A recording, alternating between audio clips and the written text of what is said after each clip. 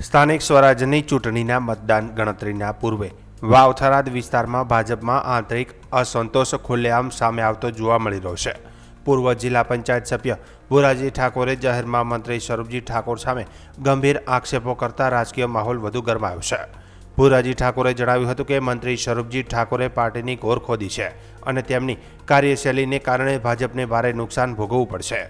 તેમણે કહ્યું કે સ્વરૂપજી ઠાકોર સામે કાર્યકરોને સામાન્ય જનતામાં ભારે રોષ છે, જેનું સીધું પરિણામ આવનારી ચૂંટણીમાં જોવા મળશે. તેમણે આક્ષેપ કર્યો કે ટિકિટ ફાળવણી દરમિયાન મંત્રી દ્વારા વહાલા દ્વાલાની નીતિ અપનાવવામાં આવી હતી, જેના કારણે વર્ષોથી પક્ષ માટે કામ કરતા કાર્યકરોની અવગણના થઈ છે. ભુરાજી ઠાકોરે જણાવ્યું કે અમારી યોગ્ય માગણીઓ હોવા છતાં ઇરાદાપૂર્વક ટિકિટ આપવામાં આવી નહીં, જેના કારણે પક્ષમાં અસંતોષ વધ્યો છે. તેમણે વધુમાં જણાવ્યું કે કોંગ્રેસમાંથી નવા લાવવામાં આવેલા ઉમેદવારોને ટિકિટ આપવાના નિર્ણયથી ભાજપને ભયંકર પરિણામ ભોગવવું પડશે.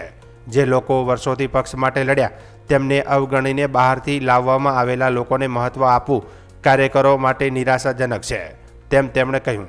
વધુમાં ભુરાજી ઠાકોરે વિકાસના મુદ્દે પણ મંત્રી પર સવાલો ઉઠાવ્યા હતા. તેમણે કહ્યું કે સ્વરૂપજી ઠાકોરે માત્ર વચનો આપ્યા, પરંતુ કોઈ વચન પૂર્ણ કર્યું નથી.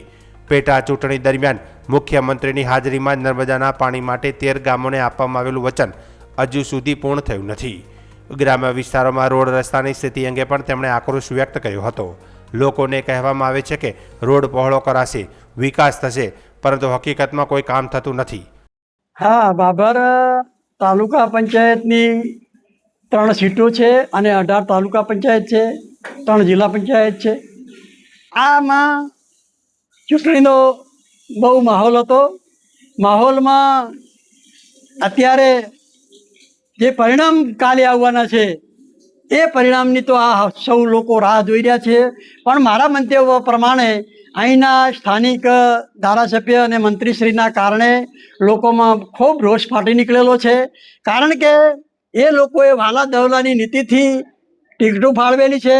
ગામડામાં કોઈ વિકાસના કામ કરેલ નથી, તેમજ જે વચન આપેલ છે એ પણ પૂરા કરેલ નથી. લગભગ ક્યાંય પણ આ લોકોએ જે તે બોલવાનું ખરું પણ કંઈ આપતા નથી.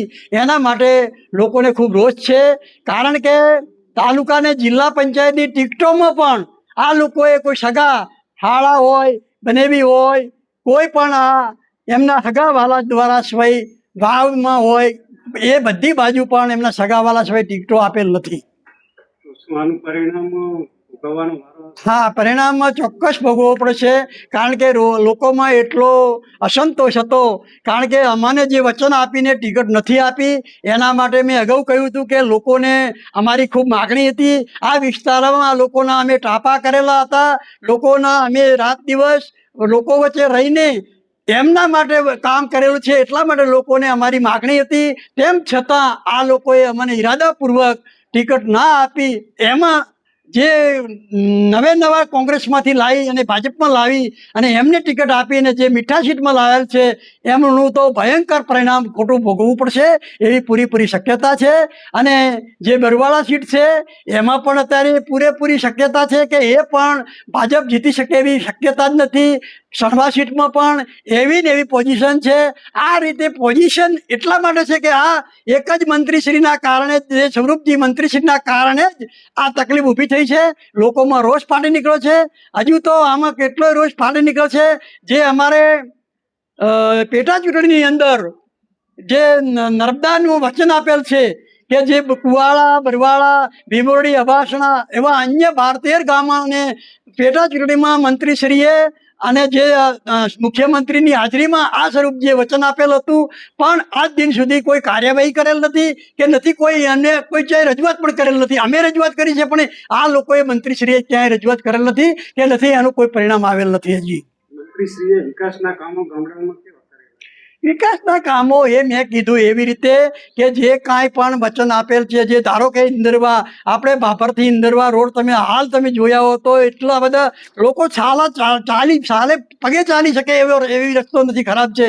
હવે એ લોકોને વચન આપે છે કે લોકો રજૂઆત કરે એટલે ખોટું ઊલું બનાવવાની વાત કરે છે કે ભાઈ આ તો અમારે પહોળો કરવાની વાત છે એટલે થોડું મોડું થાય છે. અરે ભાઈ, અમે સરકારમાં અત્યારે કેટલાય વર્ષથી આ પાર્ટીઓમાં બેઠા છીએ એટલે કોઈ એવી ખોટી વાત ના હોય. આ તો સરકારના રૂલ્સ પ્રમાણે અમુક ટાઈમે પહોળા રોડ થતા હોય છે, ડામર રોડ નવા બનતા હોય છે, એ સરકારનો રૂલ્સ છે યાર. આ તો વસ્તીને ઓલું બનાવે છે કે ભાઈ અમે પહોળો રસ્તો કરવા માટે થોડું મોડું થયું છે. આવી રીતે ખોટું ના ચાલે. એવા ઇન્દરવાથી ઢાંડવાળા રોડ પણ એ લોકોએ આજ દિન સુધી વચન આપીને કરેલ નથી. અમારે અબાસણાથી રડકિયા રોડ પણ એમને એમ બોલેલ છે, એ પણ આજ દિન સુધી કરેલ. એવા કેટલાય વચન પેટા ચૂંટણીમાં આપેલ છે, પણ એક પણ થયેલ નથી. ખાલી એમના પેટા કોન્ટ્રાક્ટરોમાં ભાડા દેવાના પેટા કોન્ટ્રાક્ટરને કામ આપવા માટે અને એ બધું એમના મળતિયાઓને કામ આપવા માટેનું કામ કરે છે, બીજું કોઈ કામ થતું નથી. નર્મદાના પાણી માટેની કેટલાક વિસ્તારોમાં સમસ્યા હતી પિયત માટે, એમાં કોઈ કામગીરી થઈ છે? નહીં, કોઈ થઈ નથી. મેં કીધું એમ આપણે જે બહાર ગામમાં અમારે આ સમસ્યા છે એ પેટા ચૂંટણીમાં વચન આપેલું હતું, એ આજ દિન સુધી કોઈ કાર્યવાહી થયેલ નથી. તો શું આનું પરિણામ આ ચૂંટણીમાં જોવા મળશે? આ પરિણામમાં માન્ય પત્રકારોનો તો ખૂબ આભાર માનવો જોઈએ, તમારો બેનનો, કાંતુભા અને ભાઈ શ્રી મહેન્દ્રભાઈ. કારણ કે આ તમે એક લોકો સુધી વાત પહોંચે એના માટે તમારો ખૂબ ખૂબ આભાર માનું છું. કારણ કે જે આ લોકો ખોટા વચન આપીને ખોટા નેતાના પહેરી જાય એના માટે પબ્લિકને જાગૃત કરવાની જરૂર છે. હજુ પણ અમે 2027 સુધી તો આપના માધ્યમથી અમે જેટલી પબ્લિક જાગૃત થશે એટલી કરશું કે આવા ખોટા નેતાઓ કાંઈ પહેરી ન જાય, જૂઠા નેતાઓ ન પહેરી જાય, ખોટા વચન આપી અને અમને પણ વચન આપ્યું છે કે તમને જિલ્લા પંચાયતની ટિકિટ આપશું. આવા વચન આપીને જે નેતાઓ જતા રહે એને પબ્લિકે પાઠ ભણાવવો જોઈએ, એમને પણ ભણાવવો જોઈએ. ને અત્યારે ગઈકાલે પણ પરિણામ ઓછું આવશે એનો પાપ પણ આ માન્ય ધારાસભ્ય અને સ્વરૂપજીને પણ પાપ લાગવાનું છે. આ પાર્ટીનું ઘોર ખોદી છે આ સ્વરૂપજી.